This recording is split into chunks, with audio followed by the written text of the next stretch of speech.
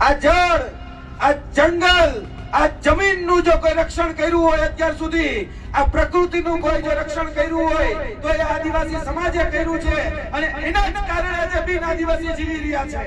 આજ વખતે એક પણ સરકારી કાર્યક્રમ, આજે વિશ્વ આદિવાસી દિવસના નામે એક પણ સરકારના આગેવાન કે એક પણ મંત્રી કે એક પણ નેતા કોઈ જગ્યાએ આજે આંદોલનમાં કે કોઈ જગ્યાએ આજે વિશ્વ આદિવાસી દિવસ મનાવવા માટે નથી આવ્યા. વિદ્યાર્થીઓની સ્કોલરશીપ હોય, યુવાનોની રોજગારી હોય કે જેના માટે સતત ઝઝૂમતો હતો એ ચેતર વસાવા આજે જેલમાં છે કે તમે ગમે એટલા દબાવો, તમે ગમે એટલા પ્રતાડિત કરો, પરંતુ આ તો કોહિનૂર છે, ચેતર કોહિનૂર. તમે ગમે એટલો દબાવશો એક કઈ ફરક પડવાનો નથી. આ આદિવાસી દિવસના દિવસે એક થાવ, એક ખાલી આદિવાસી નો નારો પડે, કોઈ પક્ષ નહીં, કોઈ પંથ નહીં, કોઈ જાતિ નહીં, કોઈ જ્ઞાતિ નહીં, આદિવાસી એટલે બધા જ એક જગ્યાએ એક નેજાની અટળ ભેગા થાય તે દિવસે આદિવાસી સમાજનો સુખ્યાન આ ગુજરાતની ગાદી ઉપર હશે.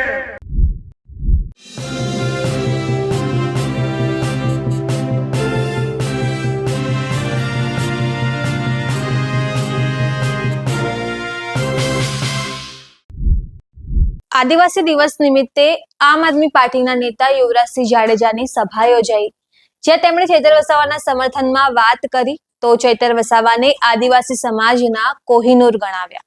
તેમણે ગુજરાતમાં આદિવાસી સમાજને એક થવાનું કહ્યું અને આદિવાસી મુખ્યમંત્રીની પણ માંગ કરી છે.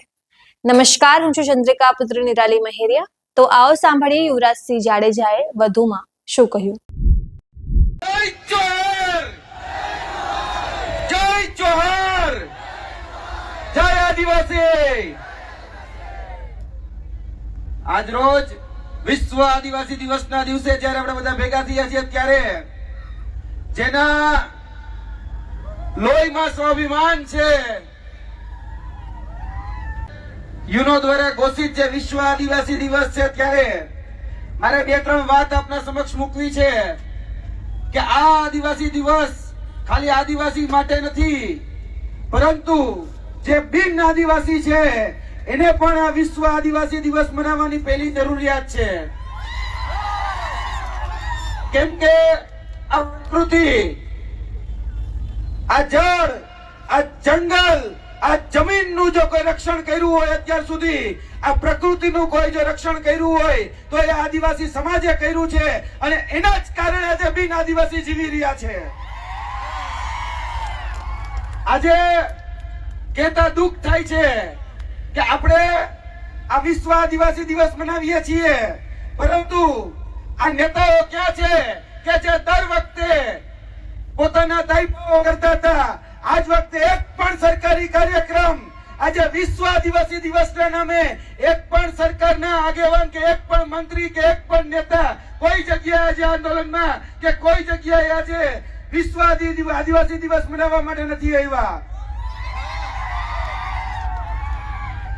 આજે દુઃખ છે કે છેલ્લા ઘણા સમયથી જે વ્યક્તિ આપણા હક, અધિકાર, ન્યાય, વિદ્યાર્થીઓની સ્કોલરશીપ હોય, યુવાનોની રોજગારી હોય કે જેના માટે સતત ઝઝૂમતો હતો એ ચેતર વસાવા આજે જેલમાં છે. આજે રંજ છે અમને વાતનો, આજે એની અનુપસ્થિતિ છે. જે દુઃખ થાય છે કે જે વ્યક્તિ આદિવાસી સમાજને જગાડ્યો, જે વ્યક્તિ આદિવાસી સમાજના હાથમાં પેન આપવાનું કામ કર્યું, કલમ આપવાનું કામ કર્યું, જે એમ કેમ પ્રકારે એને ફસાવાનો, એને દબાવવાનો, એને ક્યાંક ને ક્યાંક પ્રતાડિત કરવાનો આજે ક્યાંક ને ક્યાંક તકતો ઘડાઈ રહ્યો છે. મારે આ માધ્યમથી એ સરકારને પણ કહેવું છે કે તમે ગમે એટલા દબાવો, તમે ગમે એટલા પ્રતાડિત કરો, પરંતુ આ તો કોહિનૂર છે, ચેતર કોહિનૂર. તમે ગમે એટલો દબાવશો એક કઈ ફરક પડવાનો નથી. જેમ હીરાને વધારે ઘસો તો ચમકદાર થાય, એમ ચેતર વધારે ચમકશે. અને અત્યારે તમે જુઓ બધી જ જગ્યાએ આંદોલન ચાલી રહ્યા છે.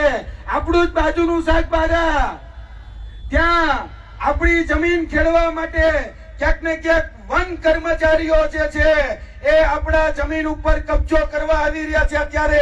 ત્યારે આપણા આદિવાસી ભાઈઓ આંદોલન કરી રહ્યા છે. આજે મધ્યપ્રદેશની અંદર આપણા જળ, જમીન અને જંગલની ઉપર જ્યારે આ ઉદ્યોગપતિઓનો જે ડોળો છે એ ડોળાની સામે આજે આદિવાસી સમાજ ઝઝૂમી રહ્યો છે. આજે દરેક જગ્યાએ આદિવાસી સમાજ એ સંઘર્ષ કરે છે. આજે જોવા જઈએ તો ચેતરભાઈ વસાવા કહેતા કે ક્યાં સુધી લડોગે જીતોગે, ક્યાં સુધી જિંદાબાદ મુર્દાબાદ. અરે એક વખત એક થઈ જાવ એટલે તમ તારે બધું જ ઘી માં ઠામમાં ઘી છે જ. દરેક જગ્યાએ મારે એક આદિવાસી સમાજને એક વિનંતી છે આ માધ્યમથી. રોજ ઉઠીને હું જોઉં છું કે આદિવાસી સમાજની અંદર એક નવું સંગઠન બને, એક નવી સેના બને. અરે ભાઈ, રોજ નવા સંગઠનોની કે સેનાની જરૂર નથી. એક દિવસ એવો લાવો કે તમારી એકતાથી સીએમ તમારો હોય. આ સીએમ બનાવો. સંગઠન જેના બહુ બનાવી, બહુ ફાટા પાડ્યા, બહુ ક્યાંક ને ક્યાંક વાડા કર્યા, એ વાડા મિટાવી અને આ આદિવાસી દિવસના દિવસે એક થાવ, એક ખાલી આદિવાસી નો નારો પડે. કોઈ પક્ષ નહીં, કોઈ પંથ નહીં, કોઈ જાતિ નહીં, કોઈ જ્ઞાતિ નહીં. આદિવાસી એટલે બધા જ એક જગ્યાએ એક નેજાની હેઠળ ભેગા થાય. તે દિવસે આદિવાસી સમાજનો સીએમ આ ગુજરાતની ગાદી ઉપર હશે. ત્યારે કોઈ હેરાન પરેશાન નહીં કરી શકે. આ જળ, જમીન, જંગલ નું જે રક્ષણ કરવા માટે ક્યાંક ને ક્યાંક યુનોની અંદર જે દિવસે જે ચિંતન થયા, મનન થયા, મંથન થયા, ત્યારે યુનોએ જાહેરાત કરી કે ભાઈ આદિવાસી સમાજ અત્યાર સુધી આ જળ, જમીન અને જંગલ એ સાચવીને રાખ્યું છે. આપણે વિશ્વ આદિવાસી દિવસ મનાવીશું.